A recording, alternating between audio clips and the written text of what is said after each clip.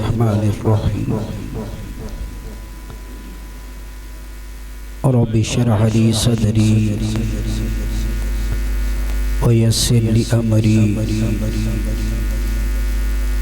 واحلل عقدة من لساني يفقهوا قولي رضيت بالله ربا وبالإسلام دينا وبمحمد صلى الله تعالى عليه وسلم نبيا ورسولا الحمد لله رب العالمين والعاقبة للمتقين والصلاة والسلام على سيد الأنبياء والمرسلين وعلى آله وأصحابه أجمعين أما بعد فأعوذ بالله من الشيطان الرجيم بسم الله الرحمن الرحيم والذين جاهدوا فينا لنهدينهم سبلنا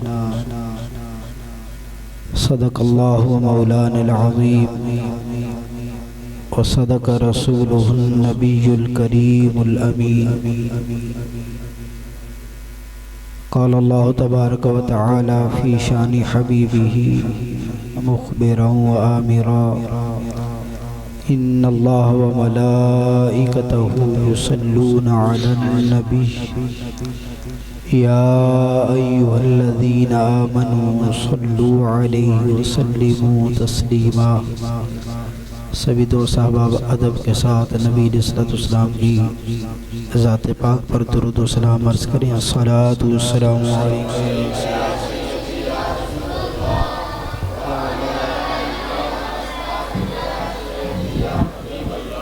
الصلاۃ والسلام علیک یا نبی اللہ وعلی آلک واصحابک یا رحمت للعالمین مولاي صل وسلم دائما ابدا على حبيبك خير الخلق كلهم يا ربي بالمصطفى بلغ مقاصدنا واغفر لنا ما مضى يا واسع الكرم ربي صل وسلم دائما ابدا على حبيبك خير الخلق كلهم اللہ رب العزت کی حمد و ثنا اور نبی علیہ السلام کی بارگاہ میں ہدیہ درود و سلام عرض کرنے کے بعد زینت مسند صدارت حضرت علامہ مولانا حکیم محمد قمر لطیف نشاہی قادری صاحب آپ کے حکم پر آپ کی اس مسجد جامع مسجد شان مصطفیٰ صلی اللہ تعالی علیہ وسلم میں حاضر ہوا اللہ رب العزت کی بارگاہ میں دعا ہے رب کائنات ہم سب کا یہاں پر بیٹھنا اپنی بارگاہ میں قبول فرمائے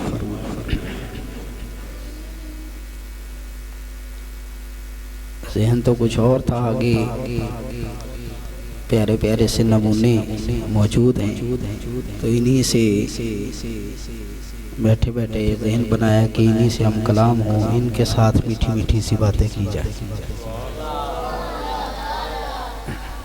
صرف دو واقعات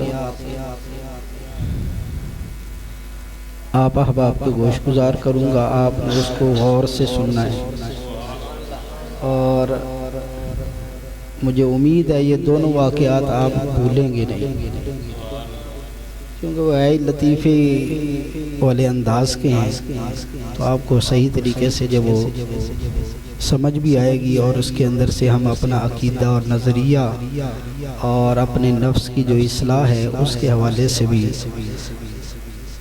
اپنے لیے کچھ نہ کچھ سبق لیں گے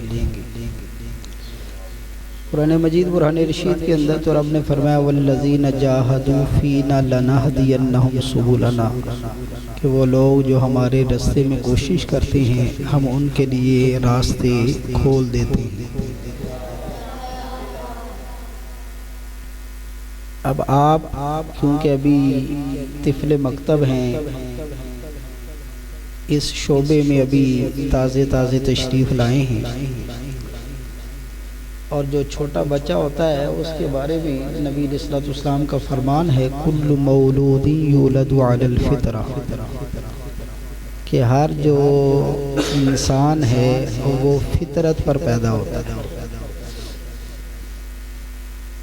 فطرت یہ اس کو سمجھنے کے لیے آپ میں سے ہر ایک بچے نے شیشہ دیکھا ہوگا۔ امامہ جب باندھتے ہیں تو شیشہ دیکھتے ہیں نا، اور اس کے ذریعے سے آپ امامے کو خوبصورت باندھنے کی کوشش کرتے ہیں۔ جب وہ شیشہ صاف ہوتا ہے تو آپ کو اپنا چہرہ بڑے ہی خوبصورت اور پیارے انداز سے نظر آ رہا ہوتا ہے، لیکن اگر مہینہ 2 مہینے اس شیشے کو ہم باہر اس روڈ پر رکھ دیں، یہ جو ہمارا روڈ ہے، اور 2 مہینے کے بعد اس شیشے کو پکڑ کر اپنے سامنے لے کر آئیں، تو آپ مجھے بتائیں کہ آپ میں سے یا مجھ میں کسی بندے کو اس میں سے اپنی شکل نظر آئے گی؟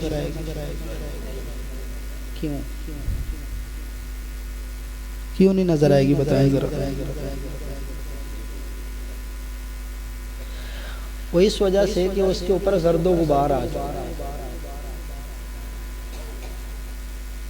پتہ چلا کہ اگر شیشے کے اوپر گرد و غبار آ جائے تو ہمیں اپنی اس میں سے شکل نظر، اور اگر شیشہ جو ہے صاف شفاف ہو تو اس میں سے ہمیں اپنی شکل، اپنا چہرہ نظر آئے گا۔ جب انسان دنیا میں آتا ہے نا تو اس کا دل جو ہوتا ہے نا شیشے کی طرح صاف ہوتا ہے۔ کیا ہوتا ہے؟ اونچی بولے ذرا۔ شیشے کی طرح اس کا دل صاف ہوتا ہے، گویا آپ ابھی طفل مکتب ہیں، ابھی پروان چڑھ رہے ہیں، ابھی آپ لوگوں کا دل جو ہے شیشے کی طرح صاف ہے، کیونکہ یہ جو گناہوں کی میل ہے نا یہ بالغ ہونے کے بعد جمنا شروع ہوتی ہے۔ گناہوں کی جو میل ہے، گناہوں کا جو گرد و غبار ہے، پنجابی چ گناہاں دا جڑا کٹا ہے،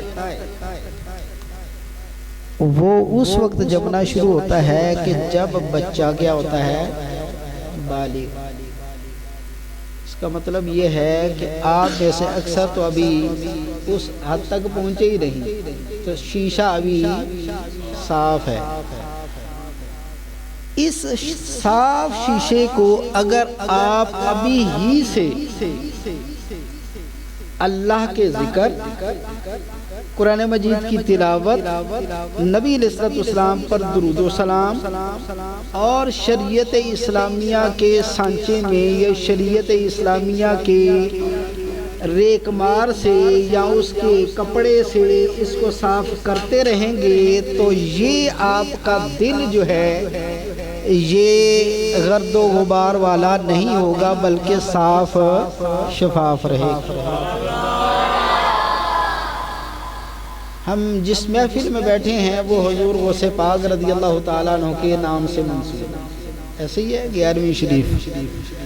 اب غوث پاک رضی اللہ تعالیٰ عنہ پیدائشی ولی تھے، اور آپ اپنے دل کی صفائی بچپن ہی سے فرماتے رہے، اور ابھی ہمارے پاس ٹائم ہے تو ہمارا بچپن ہے، تو گویا گرد و غبار، میل کچیل ابھی اس کے اوپر نہیں آئی، تو اس وجہ سے اللہ کے ذکر کے ساتھ، نماز، روزے، حج، زکوٰۃ کے ساتھ اس کو صاف کرتے رہیں گے تو انشاءاللہ العزیز جو فیضان اللہ نے نبی علیہ السلام کے صدقے سے غوث پاک کو عطا فرمایا ہے وہ اللہ کے فضل سے اور نبی علیہ السلام کی نگاہ عنایت سے اور غوث پاک کے توسل سے ہمیں بھی ملتا رہے گا۔ اس وجہ سے میرے پیارے اور چھوٹے چھوٹے منع بچوں، آپ لوگوں نے دنیا داری کے جو معاملات ہے اس میں پھنسنے سے بہت زیادہ بچنے کی کوشش کریں اور اپنے دل کو صاف اور شفاف رکھنا ہے، کیونکہ اسٹوڈنٹ ہیں تو آپ جب مسجد میں آتے ہیں ظاہری بات ہے قرآن مجید یہاں پر حفظ کی کلاس بھی لگتی ہے، آپ قرآن مجید کی جب تلاوت کر رہے ہوتے ہیں بعد میں استاد صاحب جب ادھر ادھر ہوتے ہیں تو پھر آپ کو شیطان جو ہے وہ چٹکی لگاتا ہے کہ چلو تھوڑی سی شرارت بھی ہو جانی چاہیے۔ غوث پاک رضی اللہ تعالیٰ عنہ کی سیرت یہ ہے کہ آپ اپنے زمانہ طالب علمی کے اندر بھی آپ کا طریقہ زندگی یہ تھا کہ آپ اس وقت بھی بڑوں والے جو تجربہ کار افراد تھے اس طرح کی زندگی گزارا کرتے تھے۔ اس وجہ سے آپ لوگوں نے دین کے ساتھ وابستہ رہنا ہے اور دین کو پڑھنا ہے اور دین پر ہی عمل کرنا ہے، اور آپ لوگ ہی لوگوں کو اور خصوصی طور پر اپنے گھر کے افراد کو دیندار بنا سکتے ہیں۔ کیسے بنا سکتے ہیں کہ نہیں؟ ہر ایک بچے کو گھر سے پیسے ملتے ہیں، جس کو پیسے نہیں ملتے وہ ہاتھ کھڑا کرے۔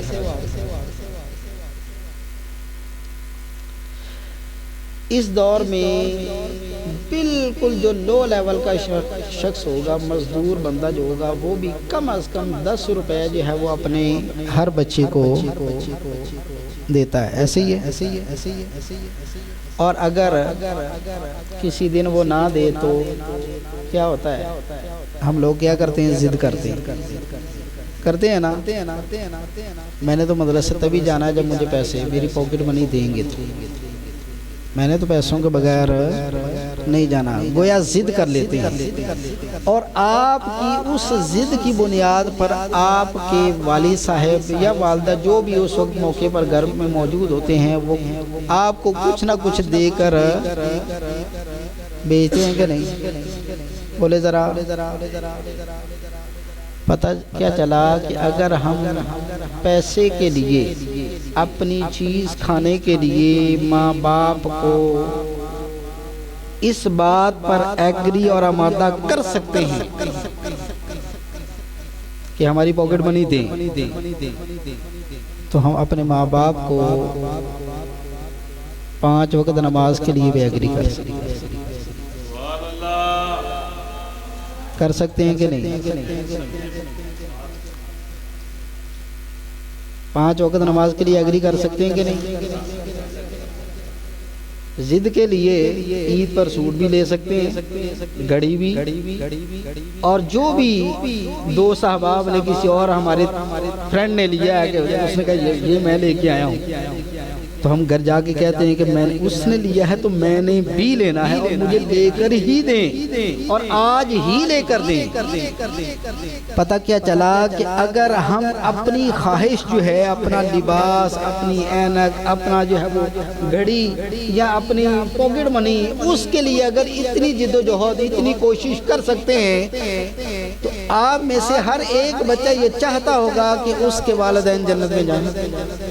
ہر ایک چاہتا ہے نا، میں بھی چاہتا ہوں، حضرت صاحب بھی چاہتے ہیں، جتنے بھی مسلمان ہیں ان میں سے ہر ایک کی کوشش یہ ہوتی ہے کہ اللہ مجھے بھی جنت میں پہنچائے اور میرے ماں باپ کو بھی۔ تو گویا آپ میں سے ہر ایک بچہ اپنے ماں باپ سے، اپنے بہن بھائی سے پیار کرتا ہے، اور جو بچہ اپنے ماں باپ سے، اپنے بہن بھائی سے، اپنے رشتہ داروں سے پیار کرتا ہے وہ میں امید کرتا ہوں کہ وہ ان کے ساتھ بضد ہوگا کہ نماز پڑھنے کے لیے میں بھی جانے لگا ہوں، محفل پہ جو ہماری ماہانہ ہوتی ہے اس پر میں تیار ہو کر جانے لگا ہوں، لہٰذا ابو جی، بائی جی، آپ نے، دادا ابو جی، آپ نے میرے ساتھ گویا ہر ایک بچہ اپنے گھر میں سے صرف ایک بندے کو بھی مثال کے طور پر اگر لے کر آئے تو آپ مجھے یہاں پر محسوس ہو رہا ہے یہ تقریباً کوئی 30 کے لگ بھگ ہوں گے، تو گویا 30 بچے اگر آپ ہیں تو ہر ایک بچہ ایک بڑے کو ساتھ لے کر آئے تو یہاں پر 30 بچے اور 30 بڑے ہو سکتے ہیں، اور یہ ہماری مسجد جو ہے وہ کچھ بڑی محسوس، میں امید رکھوں آپ لوگوں سے کہ آپ اپنی محفل میں بھی جو ماہانہ ہے اور نماز پنجگانہ کے لیے بھی ان کو لے کر، امید کروں آپ کے دل صاف ہیں اور دل صاف ہیں اور چھوٹے نمونے ہیں، آپ چھوٹے بچے ہیں اور آپ کی بات آپ کے ماں باپ جلدی مان لیں گے۔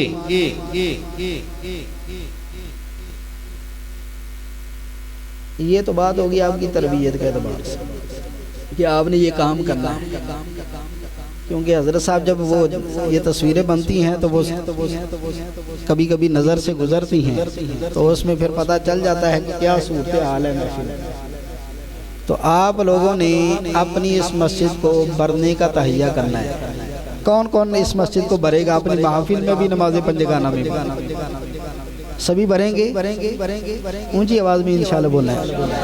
پانچوں نمازوں کے لیے ہم اپنے ماں باپ بہن بھائیوں کو یہاں پر لے کر آئیں گے۔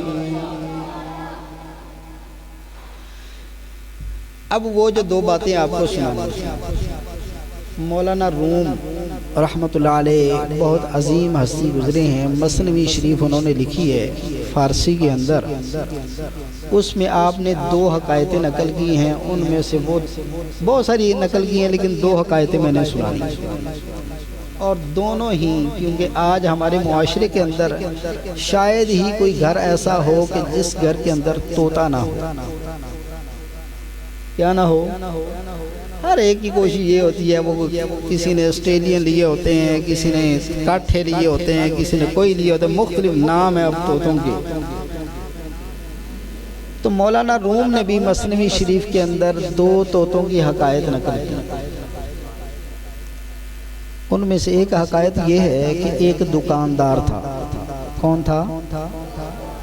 جیسے کہ یہ سامنے پرچون کی دکان ہے نا، تو ایسے ہی اس دور میں کوئی پرچون کی دکان والا تھا، اس نے اپنے پاس ایک طوطا رکھا تھا جو کہ باتیں کرتا تھا۔ کیا کرتا تھا؟ آپ بھی کرتے ہیں تو پھر ساتھ سبحان اللہ بولنا۔ کس نے طوطا رکھا تھا؟ دکاندار نے۔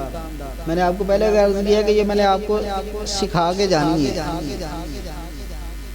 دکاندار نے طوطا رکھا تھا اور جہاں پر وہ خود بیٹھتا تھا ساتھ طوطے کو بھی بٹھاتا تھا۔ اب اس کی دکان پر جب کوئی گاہک آتا تھا کوئی سودا کوئی چیز لینے کے لیے تو وہ طوطے سے ساتھ باتیں کرتا تھا، ساتھ دکاندار سے اپنی چیز لے لیتا تھا۔ مثال کے طور پر کوئی چینی کے لینے کے لیے چلا گیا تو اس نے کہا دکاندار سے کہ 1 کلو مجھے چینی دے دو، اور ساتھ طوطے سے ہاں جی سر کیا حال ہے، ٹھیک ہو؟ آگے طوطا کہتا تھا الحمدللہ میں ٹھیک ہوں، یعنی کہ وہ باتیں کرتا تھا۔ اب وہ دکاندار کو فائدہ یہ ہوا کہ اس کی دکان پر گاہک زیادہ آنا شروع ہوا۔ آپ میں سے گیمیں کون کون کھیلتے ہیں؟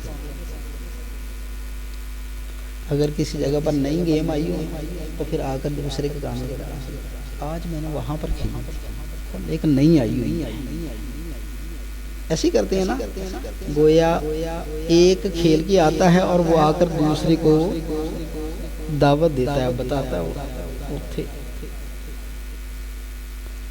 اب وہاں پر بھی ایسی صورتحال تھی کہ گاہک جب آتا تھا طوطے سے باتیں کرتا تھا، وہ جا کے دوسرے کو بتاتا او تھی دکان تے نا بولن والا طوطا ہی بڑیاں سونیاں گلاں کرتا، طوطا بڑی خوبصورت باتیں کرتا ہے۔ اب وہ دوسرا جو بندہ جس کو جا کے بتاتا ہوگا چل ٹھیک ہے میں بھی اتھوں ہی سودا لے گیا، میں سودا بھی وہاں سے خریدوں گا، ساتھ طوطے کے ساتھ چار۔ اب دکاندار جب اس کو گھر والے پیغام بھیجتے تھے کہ ذرا گھر آن کے روٹی کھائے، وہ یہ تھوڑا سا کام ہے تو لہٰذا گھر میں آئیں، ایسے دکانداروں کو ہوتا ہے نا، انہوں نے پیشاب کرنے کے لیے جانا ہے تو پھر کسی نہ کسی کو بٹھاتے یہ دروازہ بند کرتے، تو اب وہ دکاندار اپنی دکان کا دروازہ نہیں بند کرتا تھا، وہ دروازہ کھلا رکھتا تھا اور اس کی دکان پر طوطا جو ہے وہ اس کی دکان کی نگرانی کرتا۔ اب گاہک یعنی کہ دکاندار دکان پر نہیں ہے، طوطا وہاں پر موجود ہے، طوطا جو کچھ وہ وہاں سے لے رہا ہوتا تھا طوطا اس کو دیکھتا بھی تھا، اپنے مالک کو بتاتا بھی تھا فلاں لے کے گیا ہے۔ اب مالک کو پتہ چل جاتا تھا، وہ لکھ لیتا تھا کہ فلاں کے کھاتے میں اتنے پیسے ہیں میرے۔ ایک دن کیا ہوا کہ دکاندار گھر گیا ہوا تھا، طوطا اس کی سیٹ پر بیٹھا ہوا تھا، اتفاق سے اس دکان کے اندر ایک بلی آ گئی۔ اب طوطے کے پر کٹے ہوئے تھے، تو جب طوطے نے بلی کو دیکھا تو طوطا اس نے کہا آج میں نہیں بچوں۔ اب وہ وہاں سے بھاگا، کیونکہ اڑ تو سکتا نہیں تھا، پاؤں کے ساتھ ہی اس نے چلنا تھا۔ اب وہ تیزی سے جب وہاں سے بھاگنے لگا تو ایک تیل والی بوتل جو ہے اس کے ساتھ اس کا یہ سائیڈ جو ہے وہ ٹکرائی، وہ نیچے گری، اور وہ جو سیٹ جہاں پر مالک بیٹھتا تھا وہ سیٹ ساری تیل کے ساتھ خراب ہو گئی۔ سبھی بچوں کو بات سمجھ آ رہی ہے نا؟ گھر کون سنائے گا جا کے؟ اچھا جی، اب کیا ہوا کہ بلی وہاں سے گزر گئی، اس کی جان بچ گئی۔ مالک جب دکان پر آیا اس نے نہ آؤ دیکھا نہ تاؤ دیکھا، اور وہ آ کر سیٹ کے اوپر، اب جس وقت بیٹھا تو وہ وہاں پر گیا تھا، تیل گرا ہوا تھا، وہ سارا کپڑوں کو لگ گیا، اس کو بڑا غصہ آیا کہ میرا سوٹ سارا جو ہے وہ خراب کر دیا ہے۔ اس نے اپنا جوتا اتارا اور طوطے کو پھینٹی لگانا شروع کیا۔ ہوتا ہے نا جب غلطی کرے تو مار پڑتی ہے نا، پھر گھر جا کے شکایت لگاتے ہیں قاضی صاحب نے بڑا کٹیا۔ وہ کیوں مارا ہے؟ غلطی کی۔ اب جس وقت اسے مار پڑی نا تو اس کا یہ جو سر والا ایریا تھا، یہاں سے اس کے طوطے کے سر کے اوپر یعنی کہ جسم کے اوپر چھوٹے چھوٹے سے بال ہوتے ہیں، تو وہ اس کے بال جو ہے وہ اتر گئے۔ مثال کے طور پر میں آپ کو اپنی ٹوپی اتار کے دیں، یہ دیکھیں چھوٹے چھوٹے بال ہیں، کیونکہ میں عمرے سے واپس آیا تو ٹریننگ کروائی ہوئی تھی، ابھی یہ چھوٹے چھوٹے بال آئے ہیں، تو بالکل بلا تمثیل اس کے بھی جو ہے وہ چھوٹے چھوٹے بال جو تھے وہ مار پڑنے کی وجہ سے اڑ گئے۔ اور آپ کو پتہ ہے جب آپ لوگوں کو مار پڑتی ہے نا تو پھر آپ ہی اماں جی کہیں بیٹا کھانا کھا لو، ایسے ہی ہوتا ہے نا، آگے سے ضدیں کر کے دکھا رہے نہیں میں نہیں کھانا، ضد کر لیتے۔ اب وہ طوطے کو کھانا کھلاتا تھا، چوری کھلاتا تھا، لیکن طوطا وہ نہ چوری کھاتا تھا نہ بولتا تھا۔ اب دکان پر وہ اسے مالک لے کے جاتا تھا لیکن طوطا بولتا نہیں تھا۔ گاہک جو پہلے بہت زیادہ آتے تھے اب وہ گاہک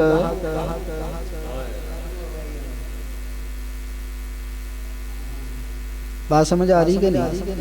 پتہ چلا کہ جس وقت یہ چھوٹے چھوٹے جو طوطے ہیں، یہ جو ہمارے چھوٹے چھوٹے یہ جب قرآن مجید کی تلاوت کرتے ہیں، یہ جب پیاری پیاری سی آواز میں نعت پڑھتے ہیں، تو پھر سبھی بڑوں کو بڑے ہی اچھے لگتے۔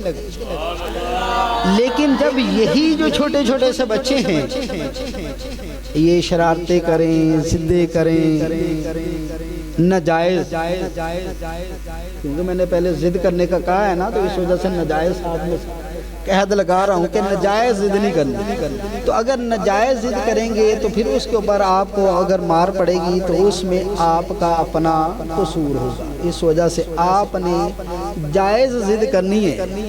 نماز پڑھنے کے لیے چلیں، آپ میرے ساتھ جائیں گے تو میں نماز پڑھوں گا۔ یہ نہیں ہے کہ وہ کہیں کہ نہیں میں کہیں اور جا رہا ہوں، مجھے ایمرجنسی کام ہے، اور آپ کہیں کہ نہیں، ٹھیک ہے؟ تو ان کو نماز کے لیے بھی لانا ہے۔ اب وہ طوطے نے جناب وہ باتیں کرنا چھوڑ دی، دکان پر گاہک کم ہو گئے، حتیٰ کہ صورتحال یہ بن گئی کہ کوئی آتا ہی۔ ایک دن دکاندار بڑا پریشان وہاں پر بیٹھا ہوا تھا، طوطا ساتھ تھا، تو گلی میں سے، بازار میں سے ایک شخص گزرا کہ جس کے سر کے سینٹر میں بال ہوتے ہیں نا، ایسے انسان کہ جن کے بال نہیں ہوتے۔ اب جس وقت طوطے نے اس شخص کو دیکھا کہ اس کے سر پہ بال، تو طوطا بول کے کہنے لگتا ہے کہ تم نے بھی تیل گرایا ہے۔ کیا کہا اس نے؟ لگتا ہے تم نے بھی تیل گرایا ہے۔ اب یہ جو حقائق تھی یہ میں نے آپ کو سنا دی، ٹھیک ہے؟ لگتا ہے تم نے بھی، یہاں تک بات ہے۔ حقائق مولانا روم نے بس اتنی لکھی ہے، آگے اس سے جو فوائد حاصل ہوتے ہیں وہ مولانا نے لکھی، اس میں سے کچھ آپ کی بارگاہ میں آ۔ ایک یہ ہے کہ اس طوطے نے اس بزرگ کو جس کے سر پہ بال نہیں تھے، اس طوطے نے یہ گمان کیا، یہ سمجھا جیسے میں نے اپنے مالک کا تیل گرایا ہے، ایسے ہی اس نے بھی اپنے مالک کا تیل گرایا ہے۔ جیسے مجھے مار پڑی تھی تو میرے سر کے بال اڑ گئے ہیں، ایسے اسے بھی مار پڑی ہوگی، اس کے بھی بال اڑ گئے۔ گویا طوطے نے اس بندے کو اپنے اوپر قیاس کر دیا کہ جو کچھ میرے ساتھ ہوا ہے وہی کچھ۔ ایسے ہی انسانوں میں کچھ انسان وہ ہیں جو کافر ہیں، کچھ انسان وہ ہیں جو مسلمان ہیں۔ جو کافر ہیں ان کی تو ہم نے بات ہی نہیں کی۔ جو اپنے آپ کو مسلمان کہتے ہیں، ان مسلمان کہلانے والوں نے یہ کہنا شروع کر دیا کہ جیسے میں ہاتھ کرتا ہوں تو 2 فٹ تک جاتا ہے، ایسے ہی معاذ اللہ اللہ کا نبی بھی ہاتھ کرتا ہوگا تو صرف 2 فٹ تک جاتا ہے۔ گویا ان لوگوں نے، ان انسانوں نے اللہ کے نبی کو، اللہ کے ولیوں کو اپنے اوپر قیاس کرنا شروع کر دیا کہ جیسے اس کا پیشی جو ہے وہ روکنے پر اس کو اختیار نہیں ہے جس کو اندر دے دیا ہے۔ سمجھ رہے ہیں نا اشارہ جس کے میں بات کر رہا ہوں؟ تو وہ اس نے یہ سمجھا کہ جیسے مجھے اختیار حاصل نہیں ہے ایسے ان کو بھی نہیں۔ کوئی بھی آپ ابھی بچے ہیں، میں نے آپ کو پہلے عرض کیا ہے کہ آپ کے دل شیشے کی طرح صاف ہیں، تو آپ نے اپنے اندر یہ عقیدہ، یہ نظریہ رکھنا ہے کہ جو اللہ کے نبی ہوتے ہیں، جو اللہ کے ولی ہوتے ہیں، وہ عام انسانوں جیسے ان کو رب نے شان عطا فرمائی۔ لہذا اللہ کے نبیوں کو، اللہ کے ولیوں کو اپنے اوپر قیاس، یہ بات سمجھ آ گئی؟ اور بھی بہت ساری باتیں ہیں لیکن یہ عقیدے کے اعتبار سے ایک ہی بات اس کو آپ نے پلے باندھنا ہے۔ کون سی بات پلے باندھنی ہے؟ بولے ذرا، کہ اللہ کے برگزیدہ بندوں جیسے ہم وہ عظیم ہستیاں ہیں، ہم ان جیسے۔ ایک اور حکایت مولانا روم نے لکھی ہے، کوئی شخص تھا، اس کے پاس طوطا تھا، وہ اس نے اسے پنجرے میں بند کیا ہوا تھا۔ کس میں؟ اب وہ طوطا پنجرے میں بند تھا، اور وہ جو مالک تھا طوطے کا وہ تھا تاجر، تجارت کرتا تھا، یعنی کہ ایک شہر سے دوسرے، دوسرے سے تیسرے، تیسرے سے چوتھے، مختلف شہروں میں وہ اپنا کاروبار کرتا تھا۔ اور جب بھی وہ اپنے شہر سے دوسرے شہر کی طرف جاتا تو اپنے بچوں سے پوچھتا، ہاں جی بتاؤ میں فلاں شہر جانے لگا ہوں، کوئی گفٹ؟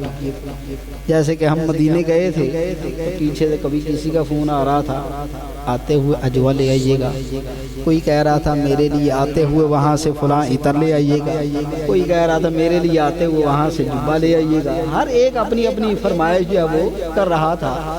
تو اب وہ تاجر جب جاتا تھا تو وہ بھی اپنے بچوں سے پوچھ لیتا تھا، کسی نے کوئی گفٹ، میں فلاں ملک میں جانے لگا ہوں، فلاں شہر میں جانے لگا ہوں، کوئی گفٹ چاہیے تو بتا دو۔ اب اس کے بچے جو ہے وہ بتا دیتے تھے، اس کے گھر والے بتا دیتے تھے میرے لیے یہ لے آنا، میرے لیے وہاں کی یہ سوغات لے آنا۔ مثال کے طور پر کوئی ملتان جائے تو اسے کہا جاتا ہے تو ذرا سونا حلوہ۔ اب کوئی چکوال جائے تو وہاں سے کہا وہاں پہ ریوڑی جو ہے۔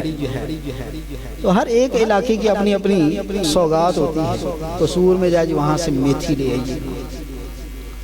تو ہر ایک علاقے کی سوغات ہوتی ہے۔ وہ اپنے بچوں سے پوچھتا تھا، اس کے بچے بتاتے تھے، وہ پھر لا کر دیتا تھا۔ ایک مرتبہ وہ گھر سے جب نکلنے لگا تو اس نے اپنے بچوں سے پوچھا، بچوں نے اپنی اپنی فرمائشیں بتا دی۔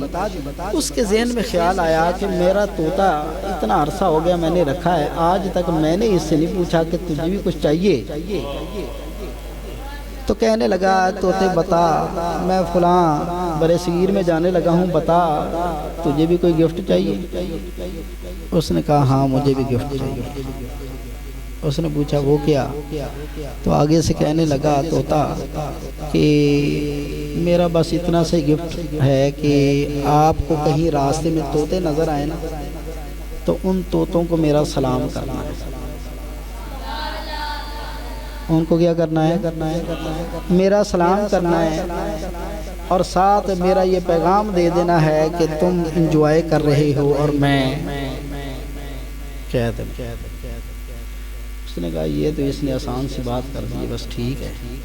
چلا گیا، کاروبار کیا، اپنے دوست احباب بہن بھائی رشتہ دار ان کے لیے تحفے تحائف لیے۔ اب جب واپس چلنے لگا تو ذہن میں خیال آیا کہ طوطے نے بھی ایک پیغام دیا تھا۔ وہ جنگل سے، کیوں یہ اب تو صورتحال اور کچھ ہو چکی نا، اس وقت یہ جنگل بہت زیادہ ہوتے تھے۔ تو اب وہ ایک جنگل میں جب پہنچا تو وہاں پر اسے کچھ طوطے نظر آئے، تو اس نے طوطوں کو اپنے طوطے کا سلام پیش کیا، اور ساتھ جو اس نے طوطے نے پیغام دیا تھا وہ پیغام بتا دیا۔ اب ان طوطوں میں سے جب ان طوطوں نے پیغام سنا تو ان میں سے ایک ادیڑ عمر کا جو طوطا تھا، یعنی کہ یوں کہہ لے کہ تجربہ کار، جیسے کہ یہاں پر یہ صوفی صاحب ہم سب میں سے عمر میں، تو وہاں پر وہ جو بڑا طوطا تھا، تجربہ کار طوطا تھا، اس نے جب بات سنی نا، وہ پیغام سنا تو وہ وہاں پر ہلنا شروع ہو گیا۔ پنجابی جی کہتے ہیں تڑپنا شروع ہو گیا، اور ایسا وہ پھڑکا وہاں پر کہ بالکل بے حس ہو کر وہ پڑ گیا۔ اب جب اس پیغام دینے والے نے یہ بات دیکھی نا، یہ معاملہ دیکھا، تو اس کو بڑا افسوس ہوا کہ اچھا پیغام دیا میرے طوطے نے، ایک طوطا مر گیا، اس کا پیغام سنایا۔ افسوس کرتا ہوا وہاں سے چل پڑا اور اپنے گھر آیا، سبھی کو تحفے تحائف پیش کیے۔ اب جس وقت تحفے تحائف پیش کیے تو طوطے کے پنجرے کے پاس سے چہرہ چرا کر گزر جائے، ادھر چہرہ ادھر کرے اور گزر جائے۔ اب طوطا بھی سیٹی سی لگا کے اشارہ کرے سر، کہوں، لیکن وہ آگے سے کوئی جواب نہ دے، حتیٰ کہ جس وقت طوطے نے، اس کے اپنے طوطے نے کافی اصرار کیا تو اسے مجبوراً بتانا ہی پڑا۔ اب جس وقت اس نے بتایا کہ تیرا پیغام جو تھا، تیرا سلام جو تھا وہ بھی میں نے پہنچا دیا، اور ساتھ تیرا جو پیغام تھا وہ بھی میں نے پہنچایا، تو وہاں پر ایک طوطا جو ہے وہ تڑپنا شروع ہو گیا اور وہ مر گیا۔ اب جس وقت اس طوطے نے یہ بات سنی تو اس نے بھی یہ بھی وہاں پر پھڑکنا شروع ہو گیا، تڑپنا شروع ہو گیا، اور حتیٰ کی، اور آپ کو پتہ ہے کہ جب اس طرح کے جو جانور ہوتے ہیں وہ جب مر جائیں تو لوگ کیا کرتے ہیں، پھر اسے کوڑا دان، ایسے ہی ہوتا ہے نا۔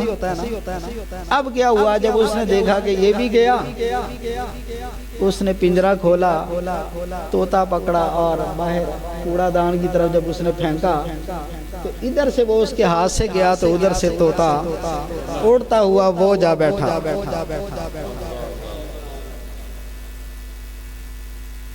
اب یہ بات کرنے والی تو بڑوں کے ساتھ ہے، لیکن آپ بچے ہیں، چلیں کر دیتا ہوں۔ اب جس وقت اڑنا شروع ہوا اور جا کر تار پر یا ٹہنی پر جا کر بیٹھ گیا تو اب وہ جو مالک ہے وہ کہنے لگا کہ اے طوطے، تو نے میرے ساتھ دھوکا کیا، تو نے میرے ساتھ کیا کیا ہے؟ اس نے کہا میں نے تیرے ساتھ کوئی دھوکا نہیں کیا۔ اس نے کہا وہ کیسے؟ طوطا کہنے لگا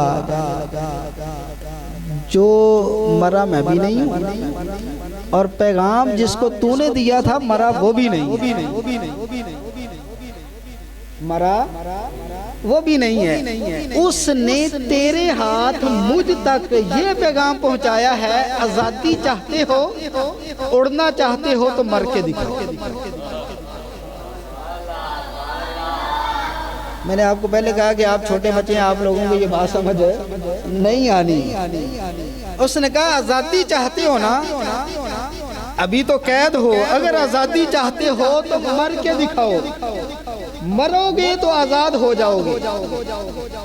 ایسے ہی جس وقت بندہ مومن اپنی نفسانی خواہشات کو مار دیتا ہے تو پھر اسے حقیقی زندگی میسر آ جاتی ہے، جو کہ غوث پاک رضی اللہ تعالیٰ عنہ آئی۔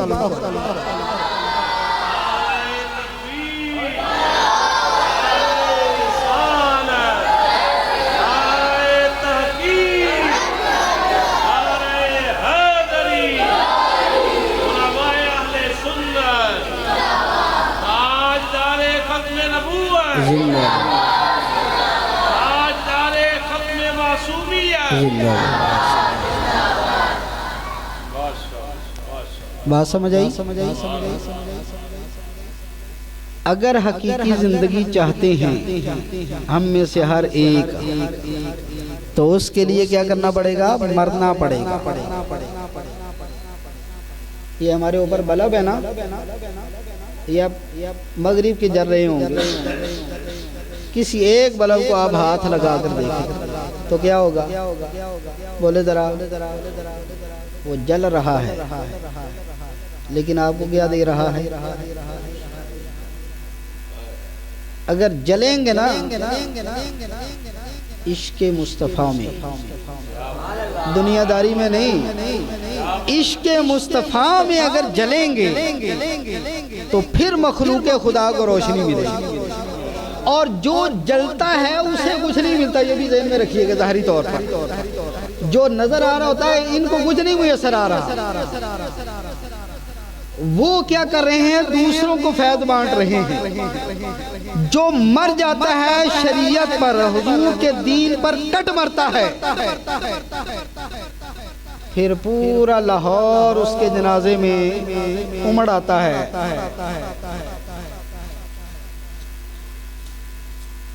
عشق رسول میں جلیں، یہ قرآن جو پڑھنا ہے، شریعت جو پڑھنا ہے، احادیث جو پڑھنا ہے، شریعت کے مطابق جو زندگی گزارنا ہے یہ گویا جلنا ہے، اپنے گناہوں کو جلانا ہے اور روشنی دل کے اندر روشنی جو ہے وہ پیدا کرنی ہے، اور وہ جو دل کی روشنی جب پیدا ہو جاتی ہے تو پھر شاعر کہتا ہے الٹی ہی چال چلتے ہیں دیوان گانے عشق، آنکھوں کو بند کرتے ہیں دیدار کے لیے۔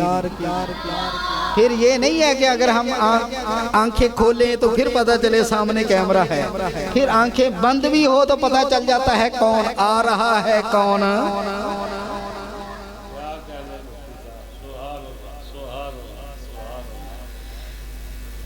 عشق رسول میں جلنا ہے، اپنے آپ کو پگھلا دینا ہے۔ اس زندگی کا ہمیں کوئی فائدہ نہیں ہے، ہم دنیا میں آئے ہیں وَمَا خَلَقْتُ الْجِنَّ وَالْإِنسَ إِلَّا لِيَعْبُدُونِ، جن و انس کو پیدا ہی اس نے اپنی عبادت کے لیے کیا ہے، تو جس مقصد کے لیے ہم پیدا ہوئے ہیں اس مقصد میں ہم لگ جائیں۔